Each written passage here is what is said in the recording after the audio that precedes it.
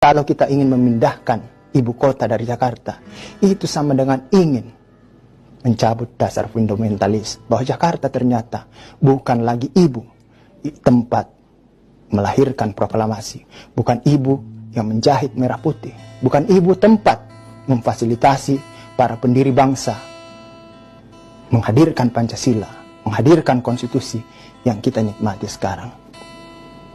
Sahabat konstitusi, dimanapun berada, inilah hal yang perlu kita pahami tentang pemindahan ibu kota.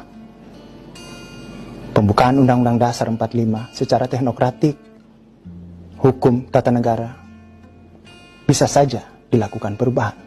Tapi nilai-nilai fundamental pembukaan itu kita semua tidak berani, bahkan tidak mampu untuk mengubah berdasarkan hati kita. Meski seluruh kekuatan partai politik di MPR sepakat untuk melakukan perubahan, tapi kita semua tidak mampu dan tidak punya daya secara filosofis fundamental untuk melakukan itu. Dan nilai tentang pembukaan filosofis fundamental itu sesungguhnya sama dengan ketika kita melekatkan Jakarta sebagai ibu kota negara.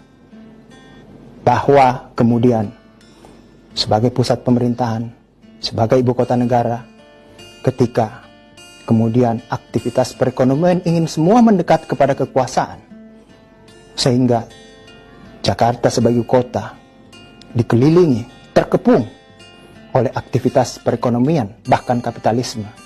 Tidak berarti negara atau kekuasaan harus menyingkir, bahkan mengungsi ke daerah lain, kemudian mencabut status Jakarta sebagai ibu yang menjahit merah putih, menjahit proklamasi, menjahit Undang-Undang Dasar 45, dan menyebarkan Pancasila di seluruh dunia, seperti apa yang dicita-citakan oleh Bung Karno, proklamator kemerdekaan kita.